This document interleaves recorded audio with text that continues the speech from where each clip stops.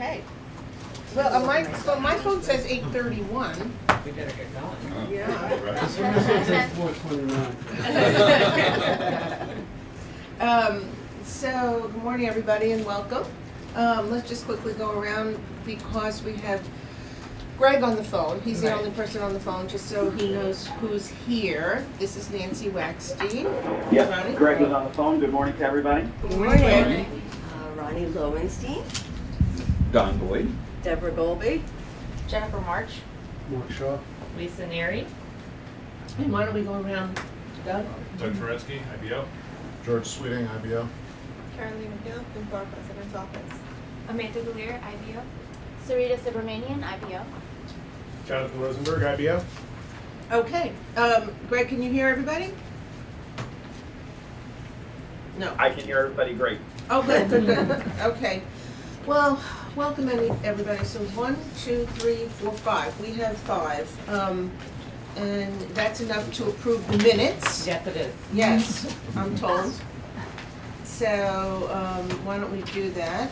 The minutes are there on the table in front of you in case you didn't get a chance to look at them. You want everybody minute? Motion to approve? Deborah. Deborah, be bold. I I second thought there was going to be a correction. I read them last night. we should put in some rigor. in Yeah, this. you're right. Don, you Second, yeah. second. All those in favor? Aye. Great. So we can move forward with our director's report. Ronnie. Okay. I'm going to keep this brief because we've got three presentations. But I wanted to introduce Amanda, who I just met a moment ago. She joined us from just having received her public policy degree from the Goldman School at Berkeley. She spent the last year as an intern at the Federal Government Accounting Office, which is, I think, a first for us. We've never actually hired anyone who had spent time there. She's part of our communication. That's because Washington's no longer interested in them. This could be a good source of hires. She's part of our community and social services team, and she's probably got the most diverse portfolio on staff. But for the near future, she's going to be focusing on corrections where there's so much going on with the Rikers closure. I also wanted to say that for those of you who don't know, Ray DeMonico, who built up our education team, left in March. Retirement? No, he went to the Manhattan Institute.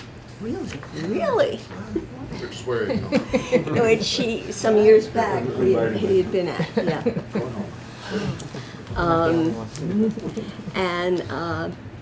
yeah. It's a major loss for us because Ray did build up the unit. His deputy director, Sarita, who's right over there, filled in, and then after a fairly brief amount of time, we offered Sarita the job, and happily she accepted it. So our latest team leader, who you'll be hearing from in a minute. And instead of going through a laundry list of publications, I just wanted to highlight a few things. First is we're about to have a really substantial addition to our website, which is historical tables on city taxes.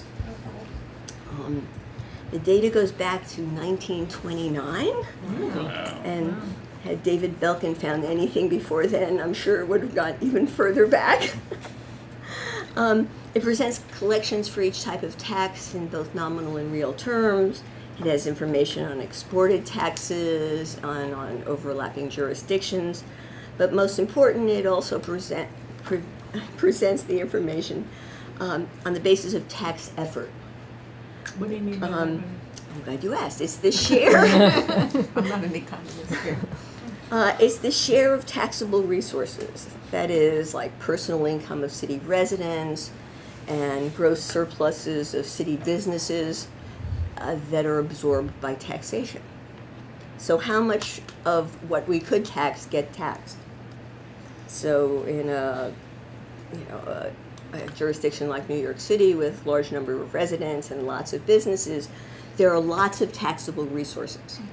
And how heavily we tax, the issue is how heavily we tax those resources And now you're going to be able to compare over time how heavily we have taxed those resources. It follows on a bunch of cross-sectional data that David has done over the years looking at tax effort across jurisdictions.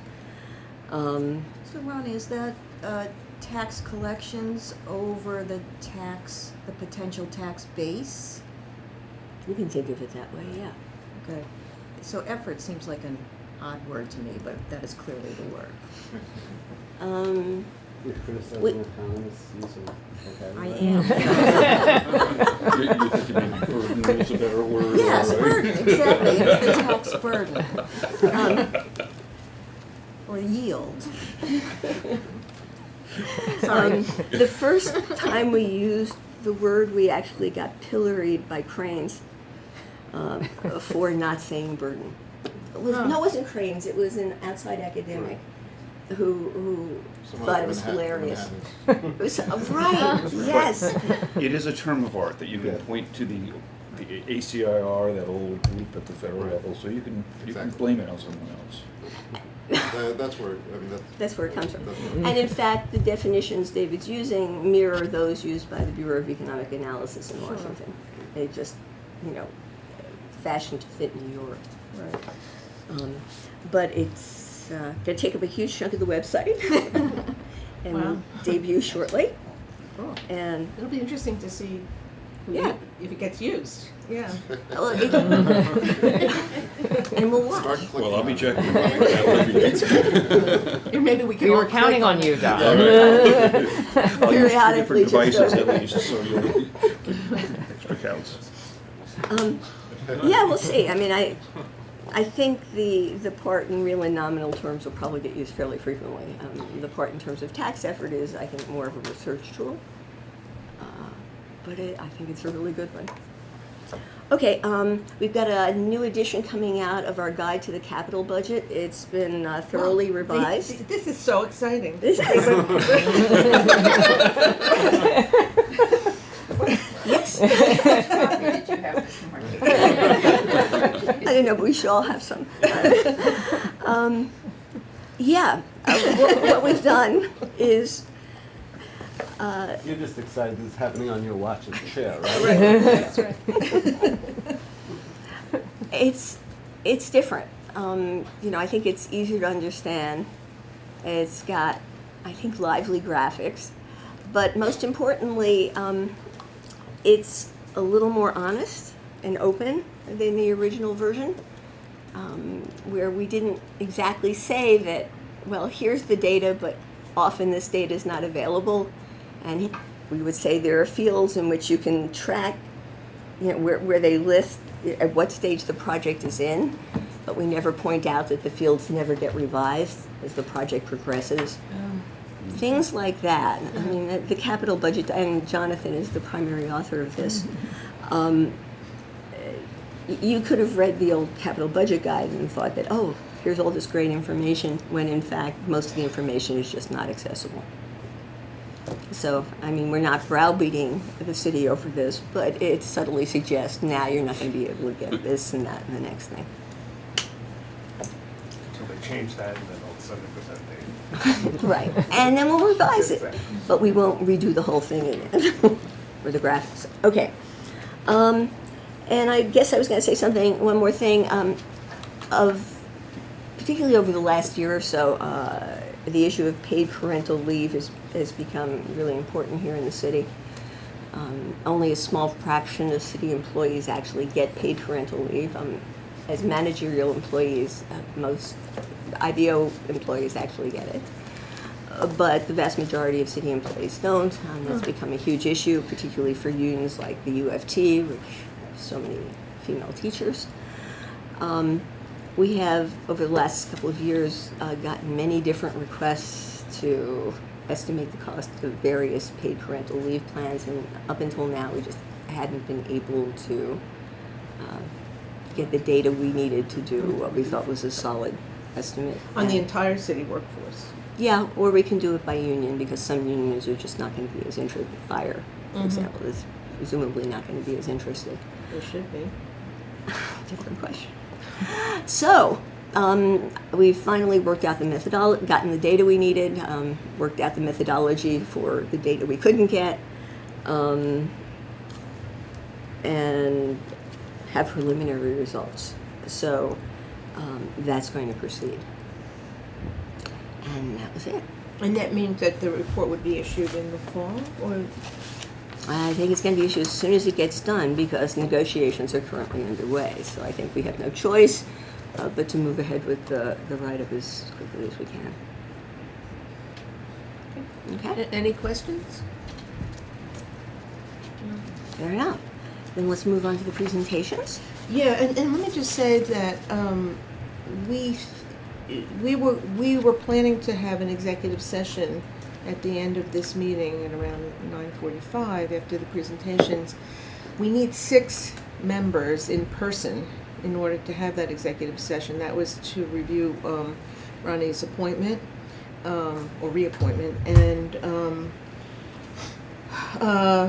we don't think we can do that unless Mark Canizaro, who's one of our members, may be able to show up, may not by that point. So if we don't have 6 members, we have to defer that executive session to the September meeting.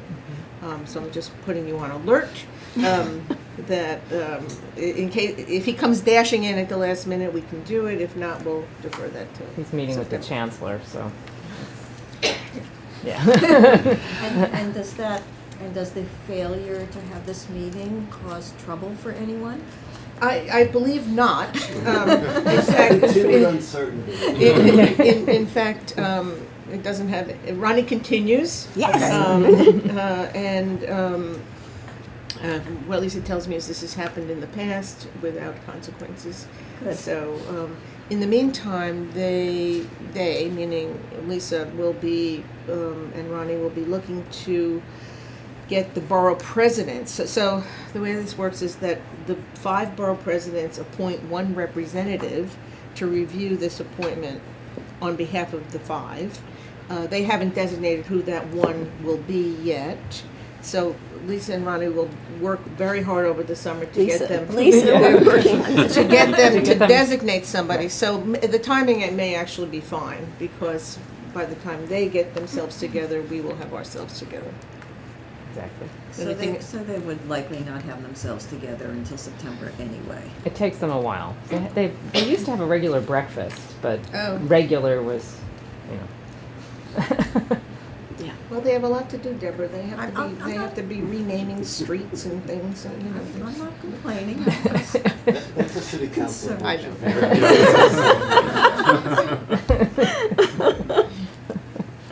I was being hyperbolic more. Okay, so that's our status. So now I think we can go right into the Absolutely.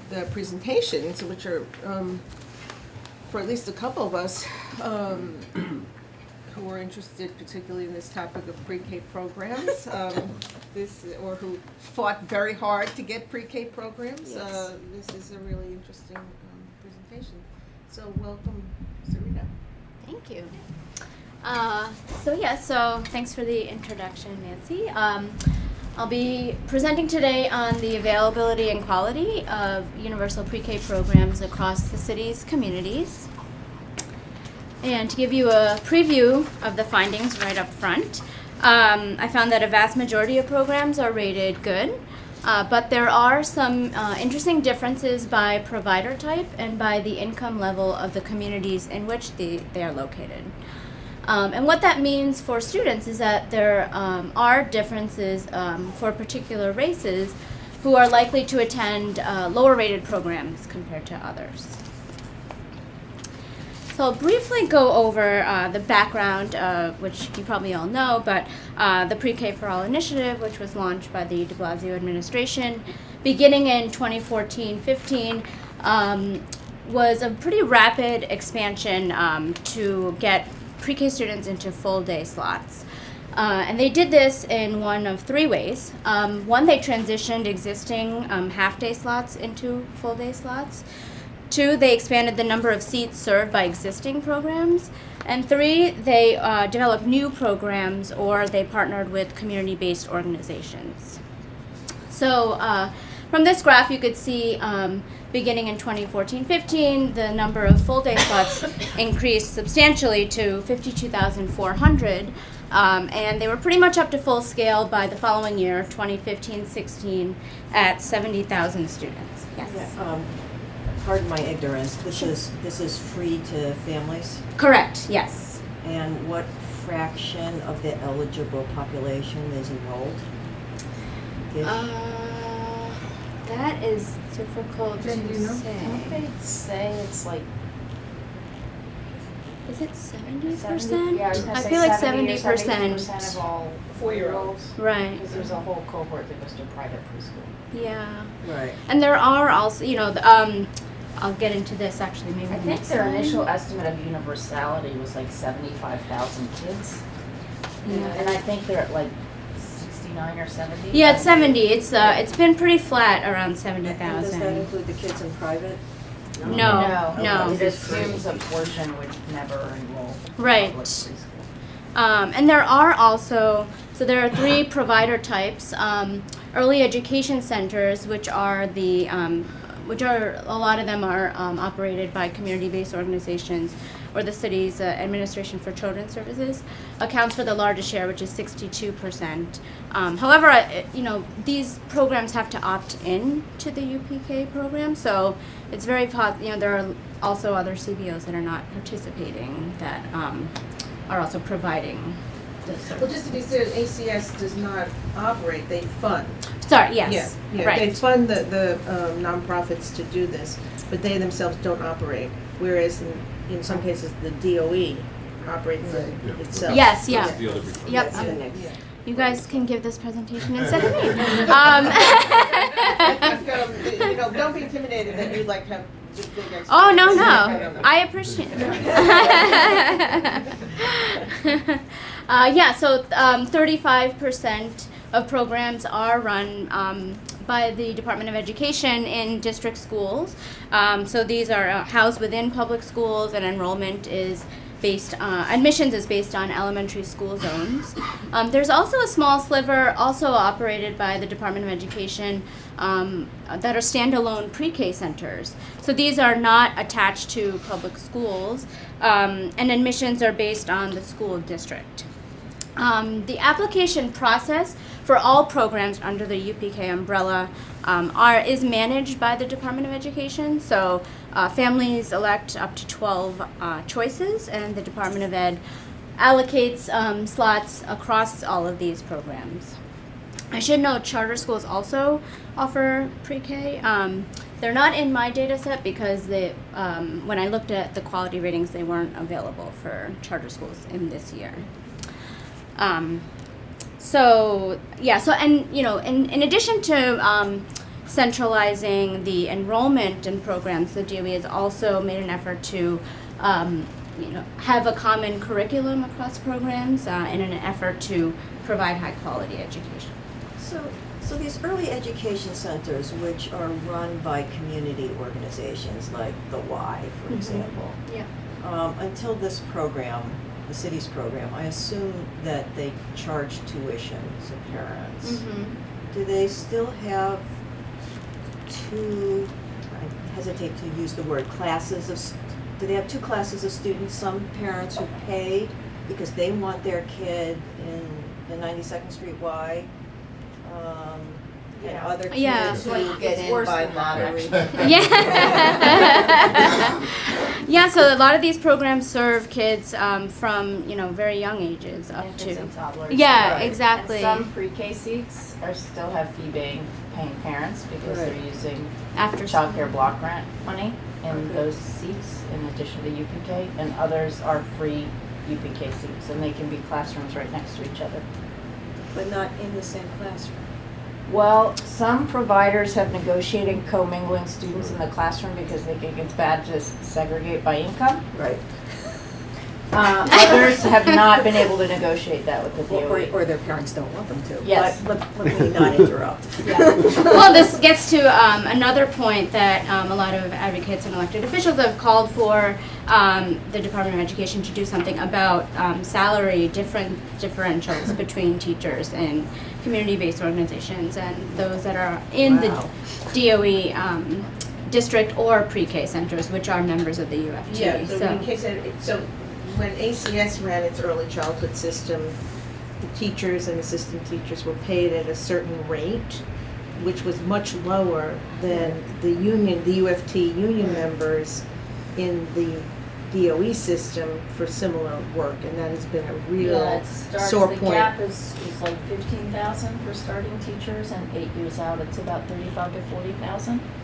For teachers with the same credentials. There's a 1707 rally after this. Right, but the teachers who are paid less are not subject to the onerous regulations of Yes, they are. the Yes, state. they are. Same. Yes, it's Same. the Now they same, are. it's the exact same job. Okay. Except that you go year round and have longer hours. Right. So the people who are paid less are actually working year round. So teachers are, Evens out. What it means is that eventually, if you have No, a I good know. teacher, why would they possibly remain with the And community-based they don't. organization? Right, Right. yeah. there's Of been a course. big exodus. Yeah. And a lot of people are saying that 3K is making that even worse, yeah.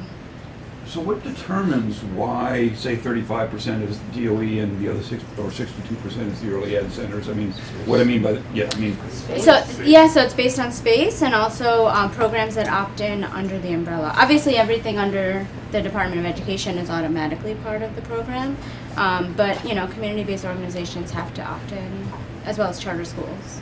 School space constraints. Mm-hmm. And a workforce that's used to working with young children. Yes. So how is quality measured? Well, the DOE assesses program quality on a rotational basis, and programs get rated once every 3 years. And they use one of two nationally recognized rating scales.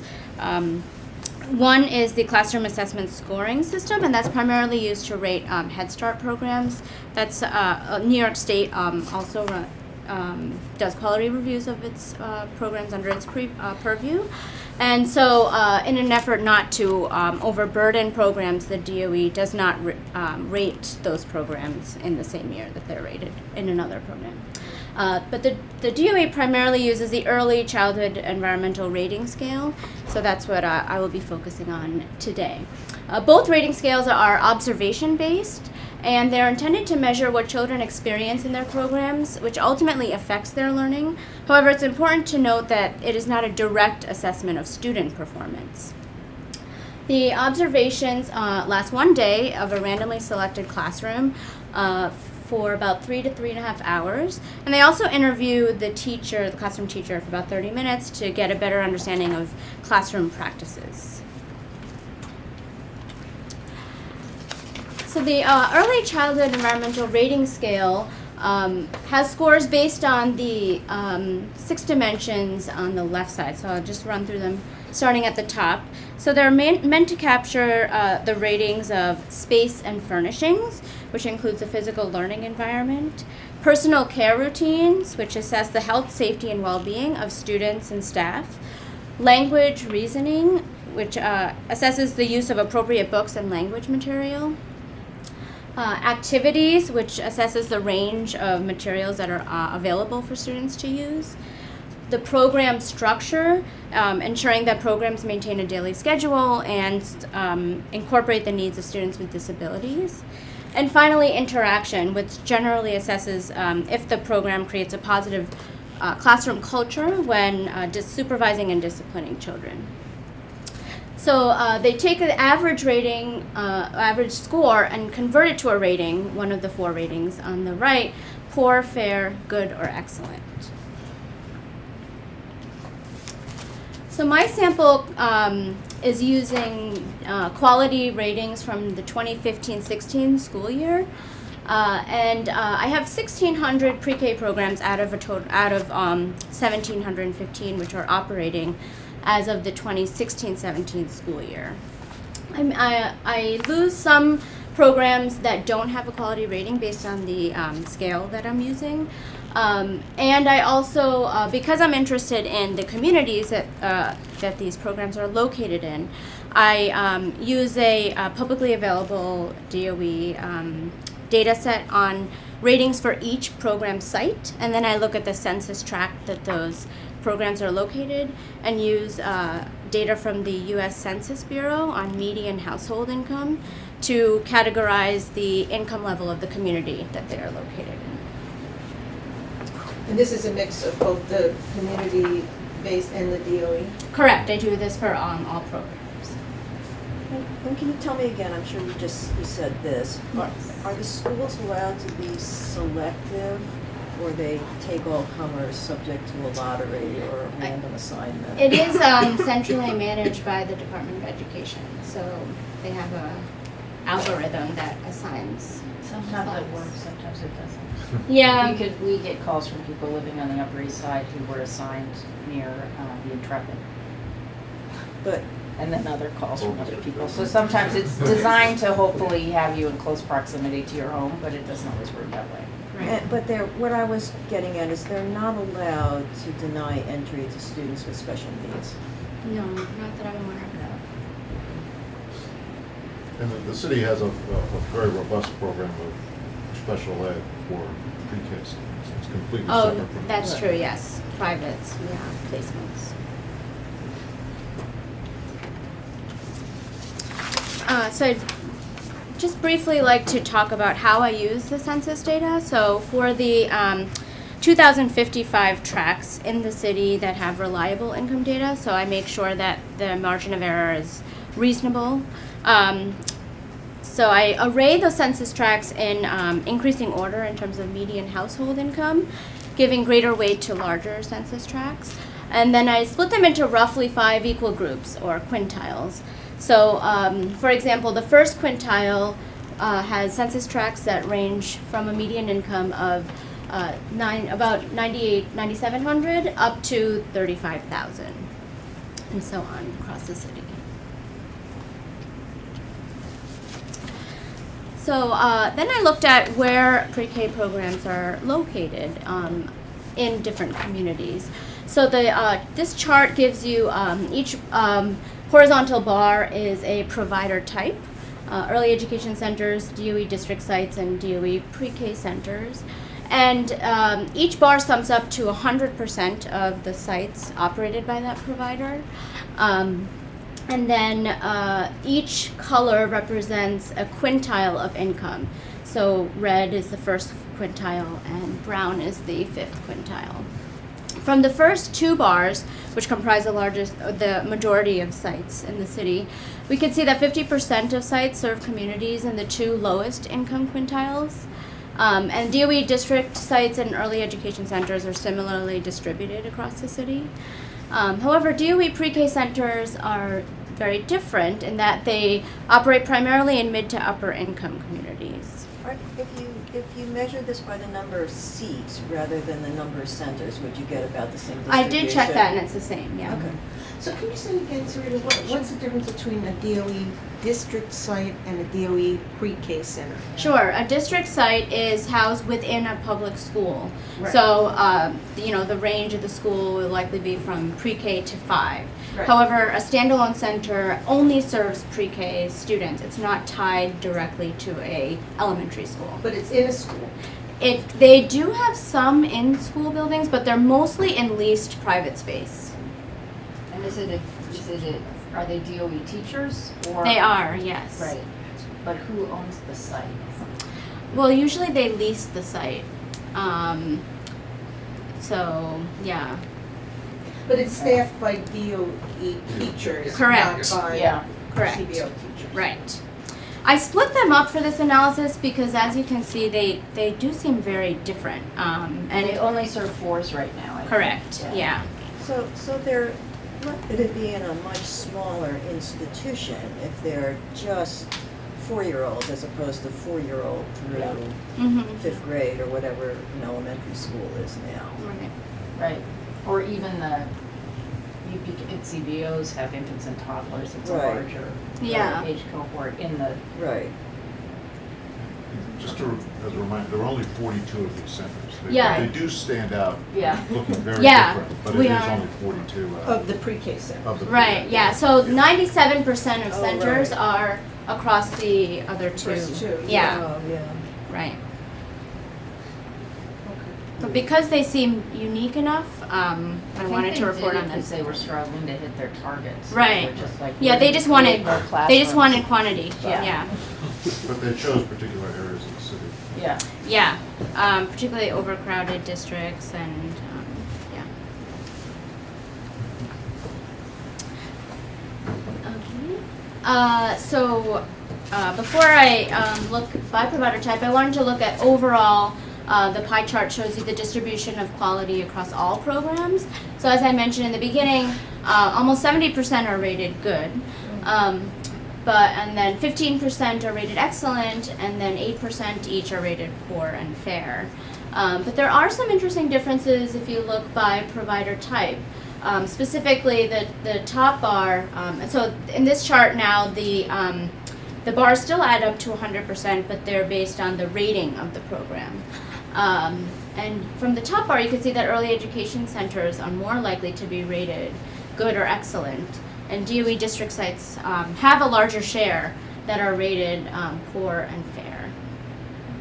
And the bottom one has. And the bottom one has only good or excellent rated programs. Which is interesting and has made our parity discussion difficult because a lot of people assume if you pay people poorly that the quality will be bad. Right, exactly. And we're saying, well, actually, no, the quality is better compared to DOE district schools because Yeah. you're paying people less. Right.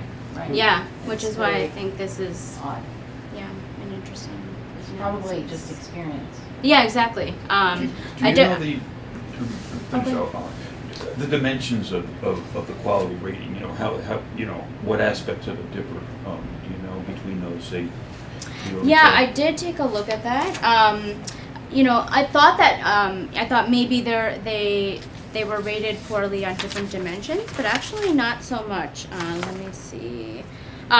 So the poorly rated DOE programs had the lowest ratings for personal care routines, program structure, and activities. And the early education centers had the lowest ratings for personal care routines as well and program structure as well. So similar dimensions. Because one thought I had was maybe it was because of space constraints, because that's factored in. I didn't see that as much. So you were saying earlier, a minute ago, that the CBO teachers have more experience, more years in? I think in general also CBO programs are older. So, the DOE, even the district programs are young. So it could be a matter of, one thing I plan to look at is change in ratings over time. It's possible that, we're 3 years in now. So, I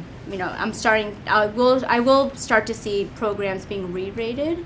So looking at, whether they're improving in quality, over time as they get more experience. Or maybe as teacher turnover is really going to start to be captured in the early education centers, you might see Some deterioration. Yeah, that's also possible. They get rated every 3 years, is that what you're saying? Yes. Yeah, so I used the most recent rating.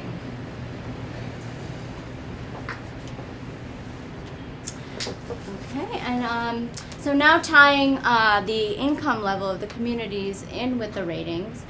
This chart shows you each bar is a quintile of income, so ranging from the first to the fifth, and they sum up to 100%. And as you go up, it's the share of programs rated poor, fair, good, or excellent. So focusing on the first quintile, you can see, pretty starkly that they have the largest share of poor or fair rated programs.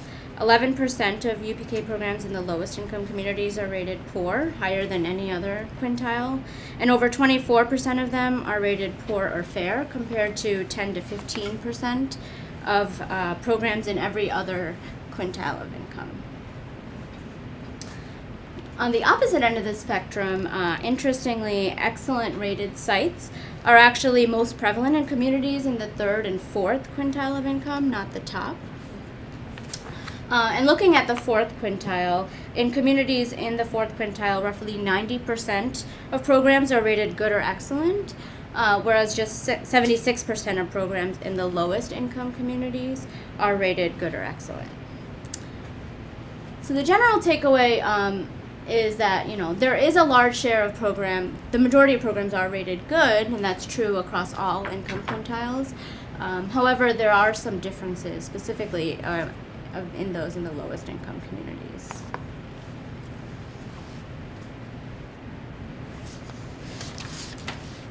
So I also wanted to look at, by provider type, are there differences? So this is the same setup as the last chart, except the top panel are for DOE district programs and the bottom are for early education centers. I focused on just these two because, as I mentioned, they're 97% of programs, and pre-K centers are a very small share. So looking within the panel, across, you can see that the share of DOE district sites rated poor, for both DOE district and early education centers, the sites in the lowest income communities have the largest share rated poor or fair, and that's true regardless of provider type. However, if you compare down the column, you could see that the share is much larger for DOE sites, where 40% are rated fair or poor, compared to 16% in early education centers. Do you have any way of assessing kind of reasons again for the differences? Or is it like management or like regulation, or what might account for these differences? I don't know I don't know enough details of the community-based organizations to really say. Like I said, I suspect some of it is the age of the program and just knowing how to run a pre-K program and DOE district sites learning, but that's a guess. So if you put a pre-K program in an elementary school, Mm-hmm. you just added a cohort of kids to an organization that was already functioning. So now the principal's got an extra grade that he knows nothing about, because that's not what he's done for his entire career. Right. In an early education center, this is probably some community organization that's been running these things for decades. Right. Yeah, like settlements and Right. others and, Yeah. Okay. Yeah. Right, and so it could well be that you're adding pre-K classes to already underperforming elementary Right. schools. I mean, Right. In is a that poor district. Yeah. Right. Because those also tend to be the ones that have space. Right. The Yeah. the well-performing public schools full? Don't have Pretty enough full. space. Mm-hmm. Oh, that's a good point, George. It raises some interesting questions. I don't know if you've done those comparisons, but that would be a cool thing to do. Yeah. Do you have access to, there's an ACS data file on workforce? Tell us about it. Yeah. Someone just mentioned it to me and I'm like, really? But apparently there's and I can try to find the name of it. Okay. There's a workforce file at ACS, because we were thinking it'd be interesting to compare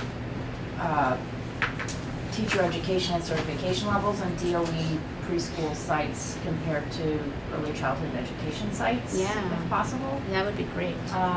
And then the other thing I heard is, I don't know if you're ever able to access, but NYU is supposed to be studying outcomes related to Yeah. PK. Mhm. And I heard that they've now gotten a waiver to delay the progress of the study such that the findings will be revealed, surprise, after the term is over. Yeah. But they're collecting both, I think they have some kind of academic measures that they're looking at, and they're Yeah. also looking at the curriculum and teacher training, Yes. which it's not clear if the school teachers and the early childhood education teachers are actually benefiting from, like, there's a whole cohort on trauma-informed Right. teaching techniques and Mhm. other things. Mm-hmm. But it'd be interesting to see if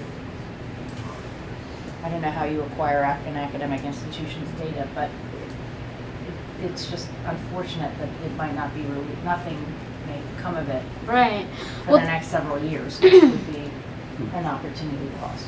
yeah, they do. They have the DOE on their website has published an evaluation by Westat and Medis, I think, and some other organizations on process. I was a little disappointed that they didn't do more on trying to understand the impact on families, because I know in other cities like Boston they've studied that. But yeah, they haven't released anything. You're right, on the student level. But from my understanding, I think they're also going to look at some socio-emotional learning and other non-cognitive metrics. Okay. Okay. Yeah. Should I wrap up? Yes. No, just tell people to stop asking questions. Okay. All right, so I'll move on to.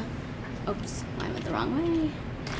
Really quickly, looking at students, I looked at the students that are in the center, the sites in my study, and I found, not surprisingly, that Black and Hispanic students are more likely to attend sites rated as poor or fair, and white students are more likely to attend an excellent rated program. And I similarly did, I looked by provider type, so now each column is a student race as opposed to the previous one, which was income.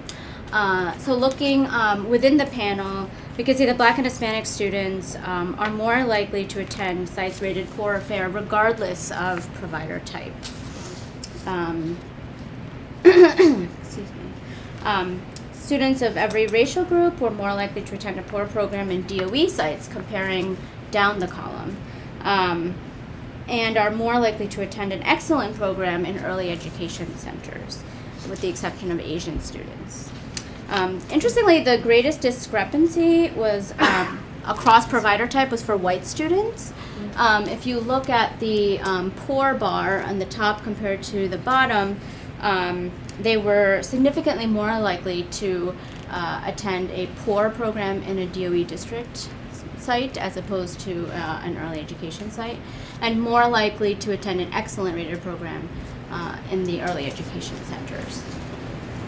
Did you do a crosstab where you interact race and income? Yeah, I need to do that. I was thinking about doing a regression analysis, because I think I really need to. Yeah, because I think a lot of tease this is that out. about income, but it would be really Right. interesting to see if there's something about Yeah. race. Yes. On top On top of of that. that, yeah. What's really interesting is there's so much controversy over middle school and high school Yes. segregation. Right. It'd be interesting to actually look at it earlier, much earlier. Yeah. Well, one thing I was interested in looking at is the composition of the programs. We weren't able to do that until recently because they didn't have adequate enough IDs tied to students to know exactly which community-based organization program they attended. It was like a district level identifier.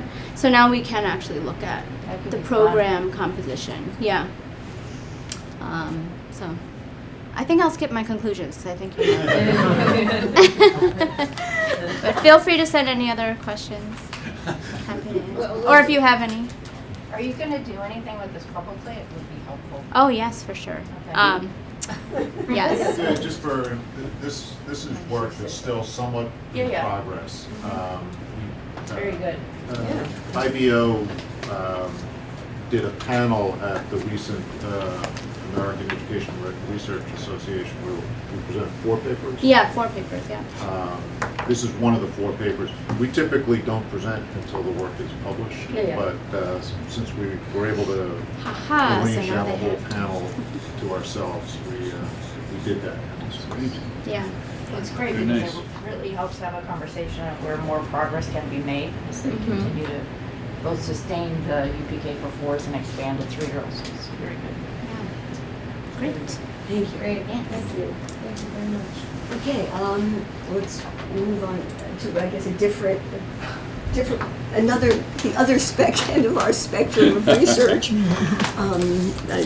obviously with the creation of the Property Tax Commission.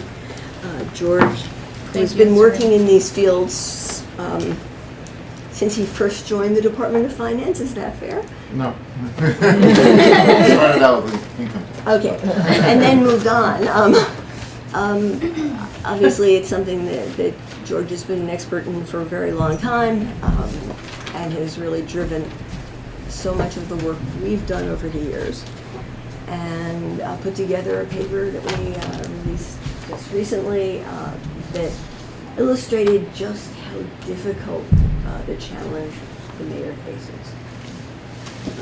So thank you. I will try to be as brief as possible, but feel free to interrupt with questions. As Ronnie said, there's renewed attention on property tax reform. The mayor bowing to pressure that had been growing primarily from the city council, but also other groups in the city, finally agreed about a month ago to create a jointly sponsored commission between the mayor and the city council. Mark Shaw, for those of you who don't know, is one of the co-chairs of that commission. I wish you good luck.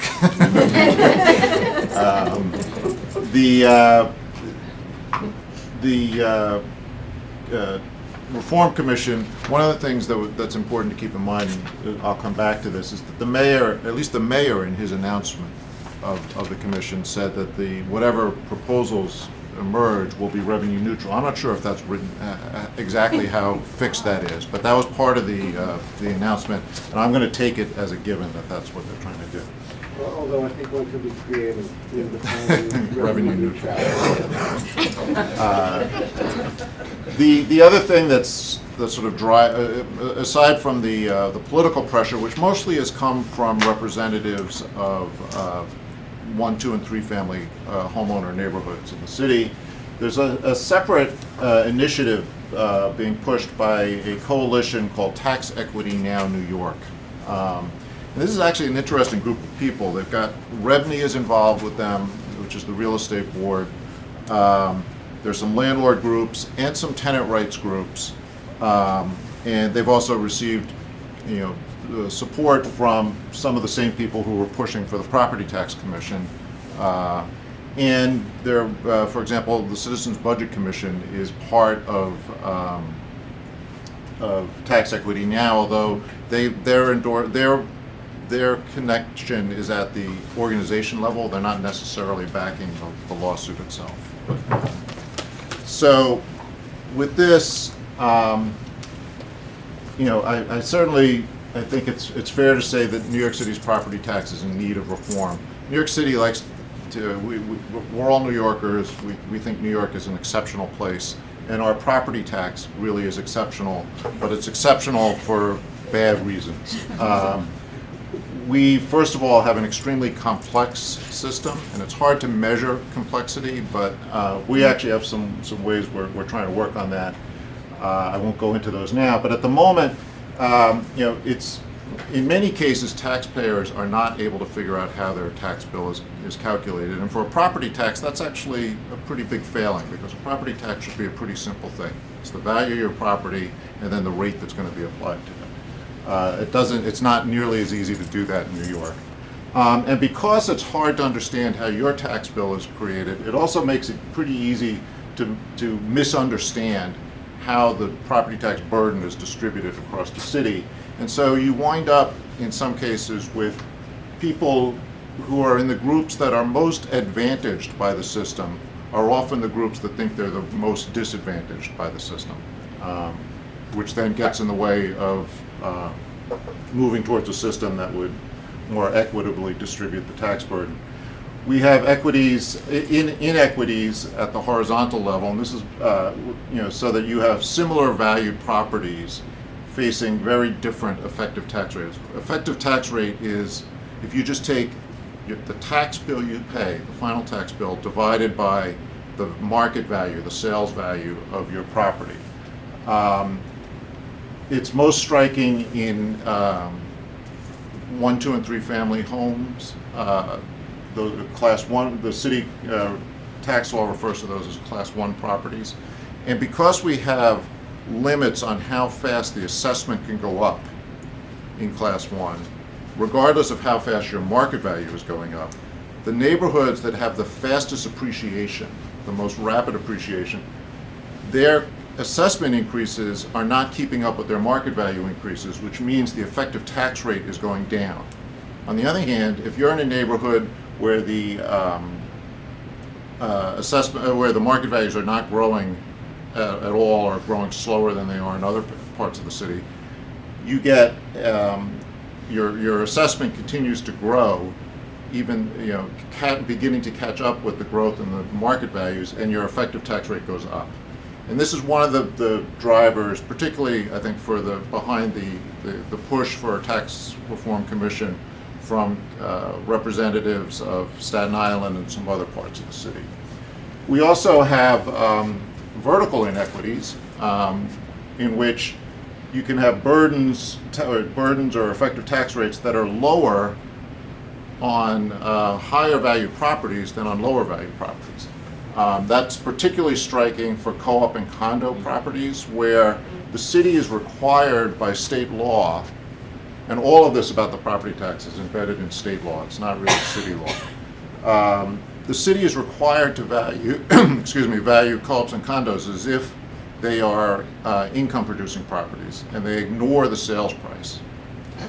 And what that means is you get market values, the city's official market values, rent stabilized, although they're actually moving away from that, ever since, which is why condos are starting to go back up. But by using these much lower market values than the actual value of the sales prices of the units in the buildings, you wind up with a really significant discount. We've been looking at this for a number of years, and it's currently, by our estimate, on a citywide average, co-ops and condos have their market values discounted by about 80%, which is it's an astounding distortion from the way the way property tax assumes you've got a good market value in which to apply the rate to. So does that mean their taxes are discounted by about 80% too? Yeah. Yep. Wow. So interesting, George. My co-op just had its annual meeting on Monday, and the big topic of conversation was how much the tax rates have gone up, and this is the only thing people wanted to talk about is why the city is raising our taxes so much. And Why not Get more? ready. So their tax effort is low, right? Their tax effort is low. They need. they felt very burdened. These Yeah, I think the Upper West Side has done very well.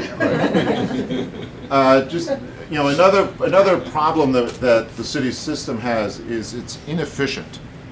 One of the reasons we have those assessment caps in Class 1 that I mentioned is they were originally intended to protect homeowners from being, particularly those on fixed incomes, from being taxed out of their home as the values went up. But by doing it as an across-the-board cap on assessment increases, you're giving that benefit to everybody in the city, and it's not there's no means testing. And it actually poorly distributes those benefits. It also, because there's no reset after, like when a property sells, the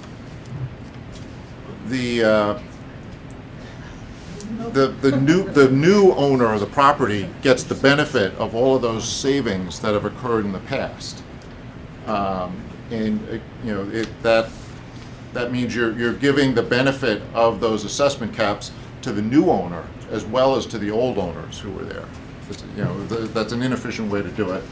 I could go through some other inefficiencies, but more importantly, there's also an extreme bias towards homeowners in the system.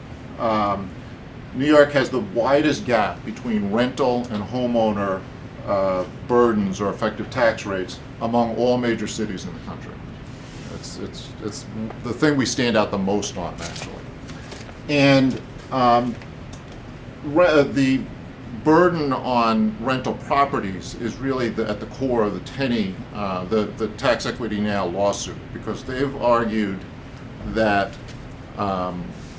they've assumed that most of the property tax burden on rental properties is passed through to the tenants. That's a debatable point. Some part of it is passed through. We don't know exactly how much, but some part of it's passed through. They assume much of it is.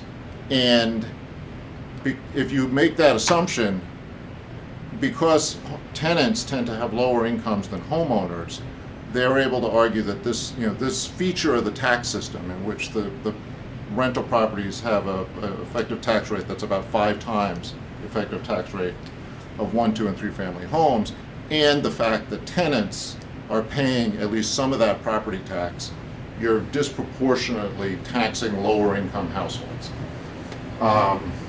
George, do any of these inequities rise to kind of a constitutional equal protection question, or is it all on statute? That's part of the lawsuit. That's part of the lawsuit. There was a previous federal lawsuit, I'll talk to you offline, but there was a previous federal lawsuit that was actually, it was explicitly on civil rights. It was thrown out on standing. This current lawsuit is a state lawsuit, but they're invoking some of that argument. And finally, our system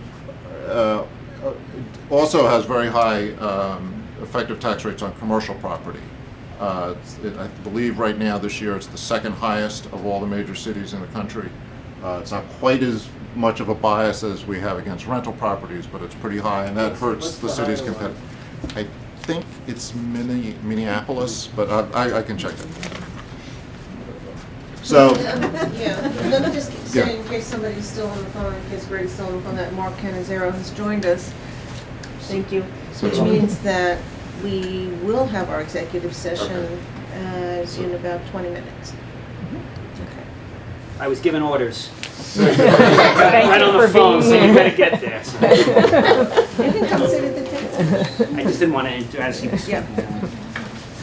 Thank you. so I will try to leave enough time for your executive session here. And we'll see here. So just the commission is going to, I think there'll be some initial questions or challenges that the commission has to focus on. One is whether the focus of the effort is going to be on the disparities among homeowners, which is really talking about those assessment caps in Class 1, or is it disparities among all residential properties? In which case you have to deal with the assessment caps, the distortions from the co-op condo assessments, and the tax burden we're putting on rental properties. Is it possible that it wouldn't focus on all the categories? The charge is open. They could, But if everybody's gonna hate you no matter what you do, you might as well just do it all. well, there are a couple. That's a theory. I mentioned that the mayor has said that whatever comes out of this will be revenue neutral, and the definition of neutrality is somewhat open. But then, but one thing it does mean is that there will be winners and losers, which creates its own set of problems. And then finally, as I said, our property tax law really resides in state statute. And anything that the commission proposes has to go up to Albany and be enacted. And the city, has a checkered history in getting what it wants out of Albany. So however they put the package together, they have to be thinking about how it will be received in Albany. George, is the lawsuit against the city and the state, or Yes, just the city? it's the city and the state.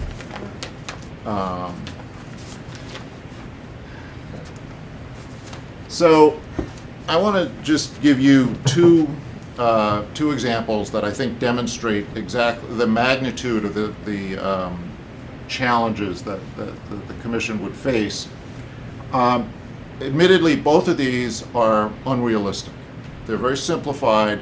They assume, in this case, we're only dealing with Class 1 properties. So this assumes that the decision has been made. We're only going to focus on the disparities from the assessment caps. We treat, in this case, we take we just go to a single effective tax rate across the entire system. It's done in 1 year, which would never happen. There would be some type of transition and phase in, and some protections would remain for targeted at lower income and fixed income households, presumably, but we haven't mapped that in here.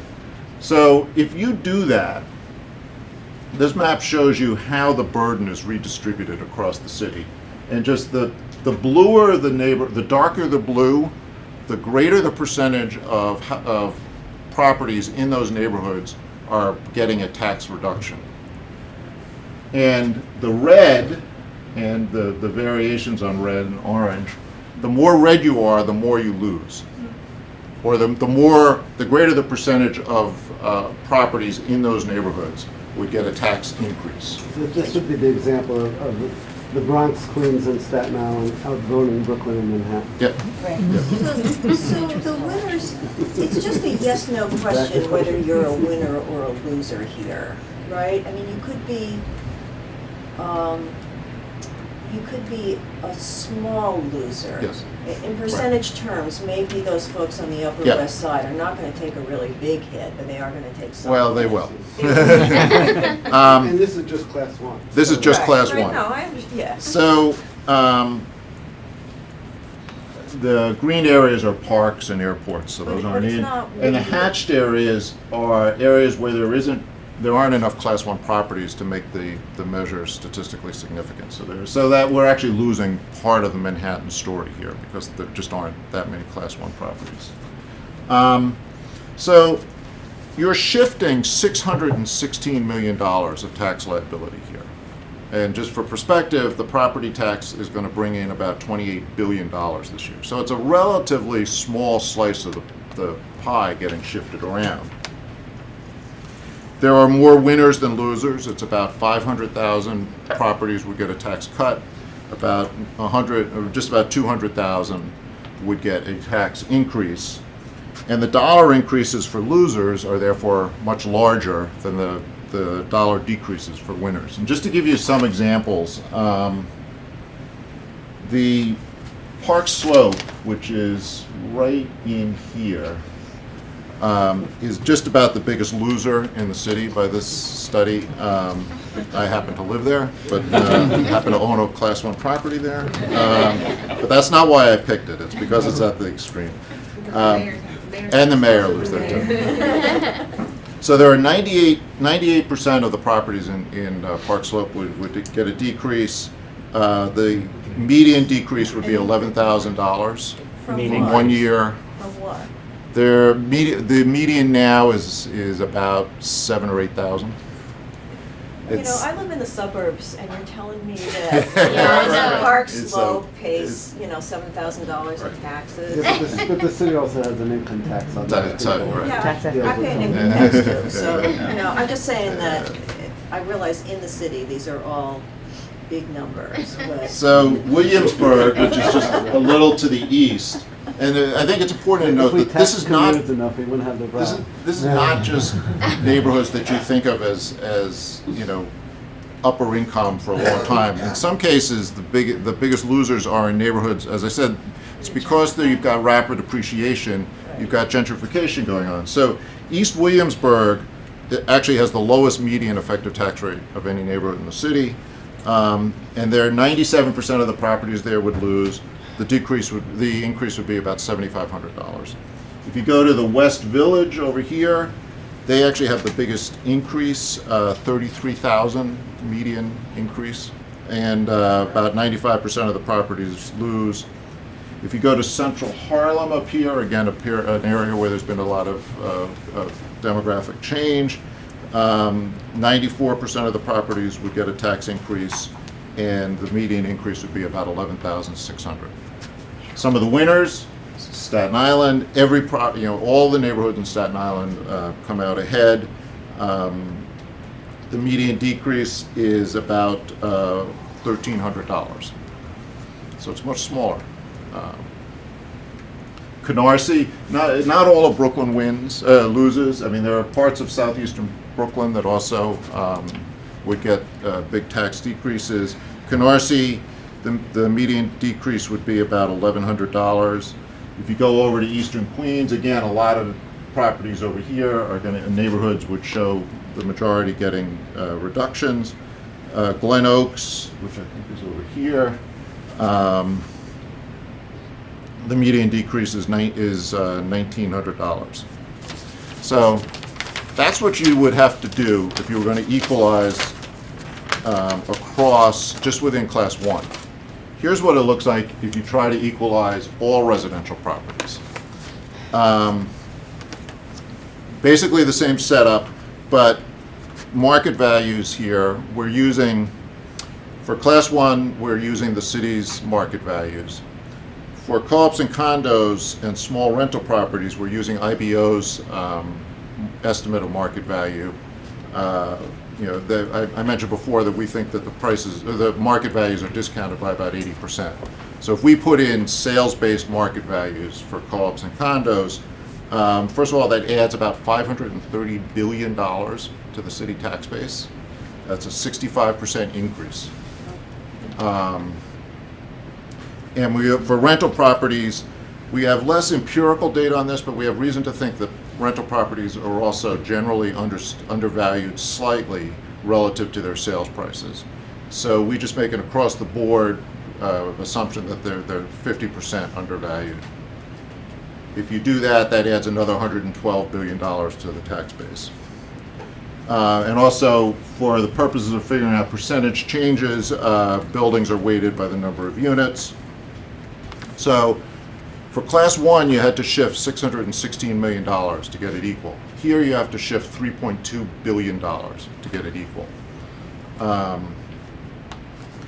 And almost all of that, virtually every rental property with 11 or more units would get a significant tax decrease here. It would be 99% of those buildings get a tax decrease, and the median decrease is $1,650 per unit. Just to understand, that 3.2 billion, that's what you're shifting from the losers to the winners? Yes. Yeah. So, and because it's revenue neutral, there's 3.2 billion of increases and 3.2 billion of decreases. And so what's like the base, the total amount? That's the total property tax base, well, before that adjustment, it's over $1 trillion now. It's like 1.1, 1.2, I think.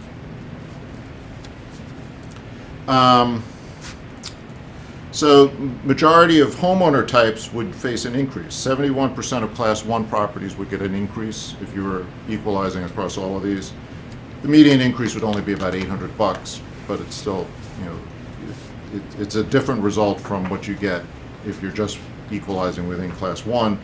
Co-ops, about 52% would lose about $1,100 per unit. Condos, about 67% would lose at $2,200 per unit. And of course, the geographic distribution is definitely different. I'd characterize it as more modeled or muted. Parts of Staten Island actually would get, some neighborhoods would have a significant share getting some increase. South Brooklyn, which before had a lot of properties that would neighborhoods in which the majority would get increases, are now getting some small decreases or smaller shares. The Bronx does very well, and northern Manhattan would do very well with if you were equalizing across all of these types of properties. Does it make sense what would happen to these numbers if you included 421A issues in it? 421A costs the city about $1 billion a year. Now, you presumably can't undo exemptions you've already granted, so it would have to be on exemptions going forward, which is a smaller number. But we could work that out. They've been cutting it back. 420. The amount of money available, the amount of money likely to go out under the new 421A is less than what they were giving out before 2016, I guess. Right, but but even if it couldn't lead to,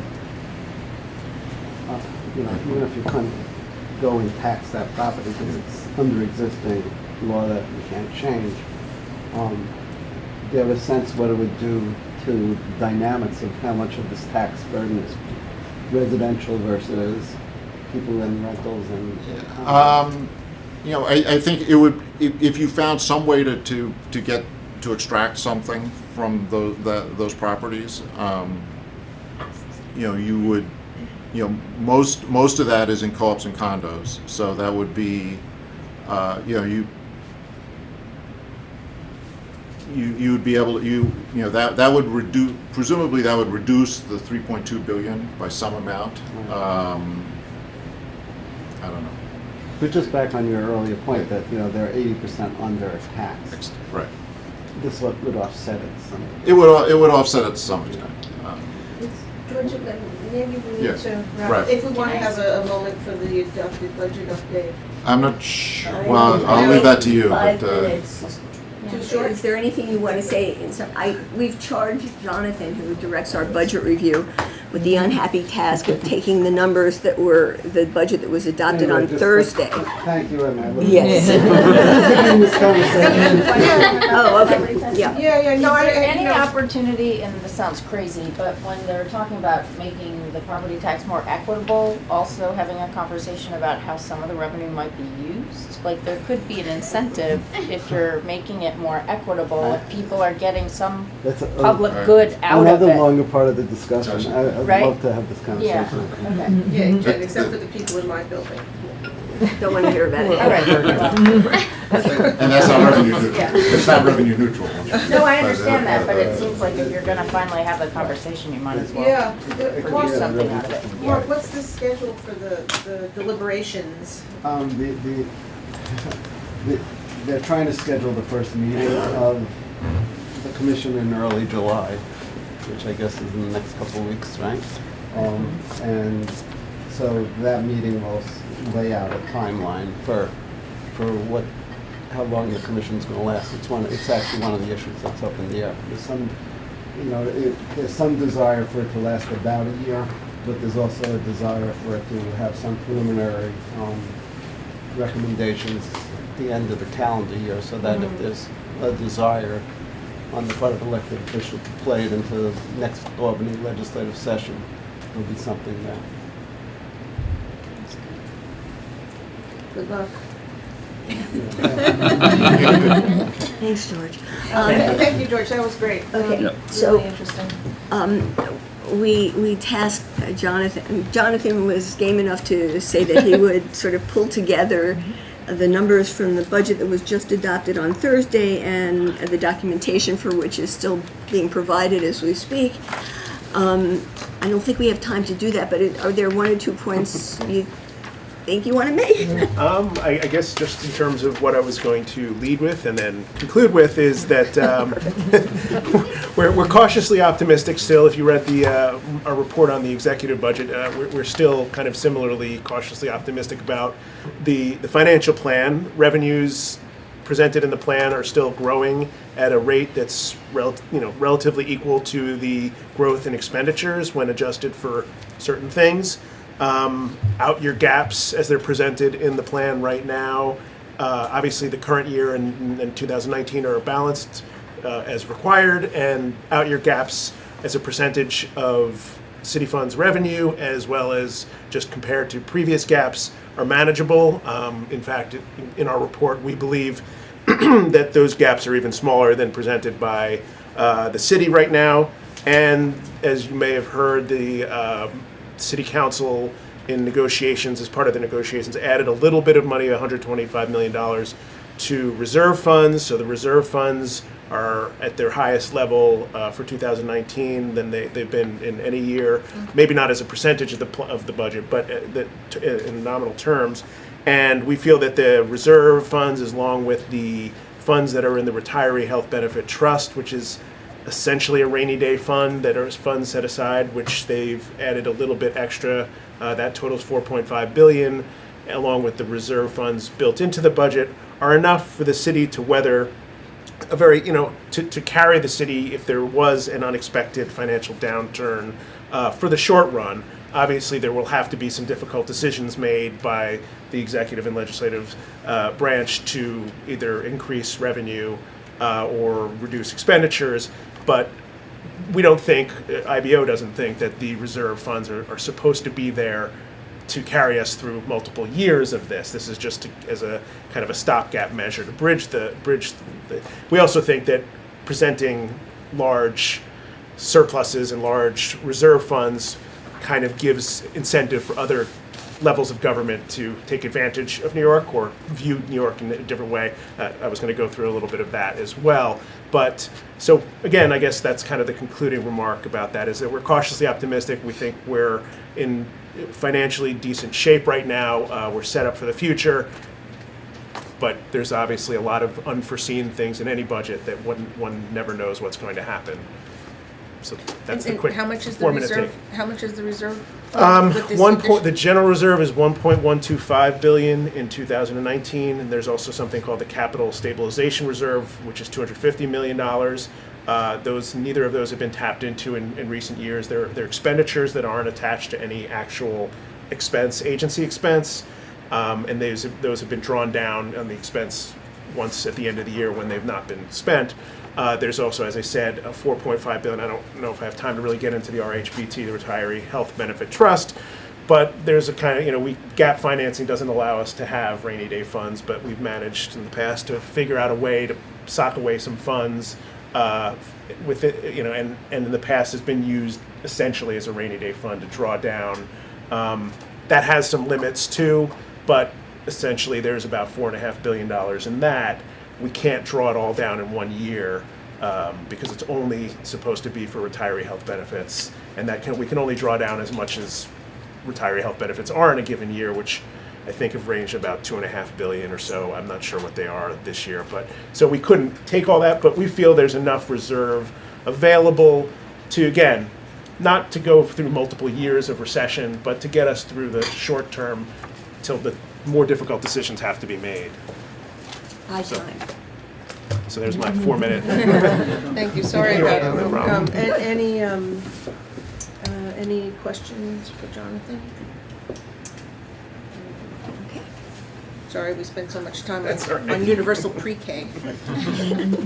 It'll be a more interesting discussion when there's a recession, don't worry. Okay, so any other, no. I have one comment or question. Do you ever post these PowerPoints where outsiders can see them?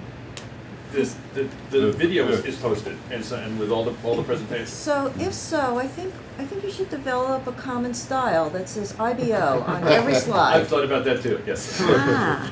I have another comment also that, you mentioned you don't normally do presentations before publications are done. There may be value in thinking about, do we want a working paper kind of approach for anything at all too, where you can get feedback on, at AERA or other organizations before you actually, are done, because sometimes it would be useful. And actually, we often, the vast majority of papers, we go to outside readers. Yeah, right. We've That's used right. you That's for right. several of them, yes. Yeah, and getting the But feedback there's from sometimes a conferences. benefit from just being in a room and getting attacked, before the press does. Yeah. And memorializing those attacks and putting them on. On that note, let's go to executive session. Yeah. So now you need a. So now we need to adjourn this meeting? No, you just need a motion to go into executive Okay. session. Do I hear a motion to go into executive session? So moved.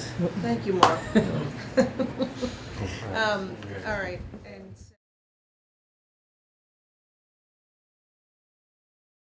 back into general session. Yes. Public. Everybody? Yes? Yes. Okay. Now, can we, congratulations. I wasn't watching. Very controversial. And now, can we have a motion to adjourn? But do you have to announce what you did in executive I session? was going to put it in the minutes, but we Okay. can announce. No, that's fine, that's fine. Yeah. For the We'll do the cameras? process for it. That's cool. Yeah. Yeah, it gets Okay. put in the minutes. I think Okay. it was just announced anyway. Maybe, yeah. Yeah, we're delighted I'll to tell second the you. motion to adjourn. Okay, then they've adjourned. All those in favor of adjourning? Aye. All right. Thank you, everyone. Thank you. Yes. Thank you. Mark.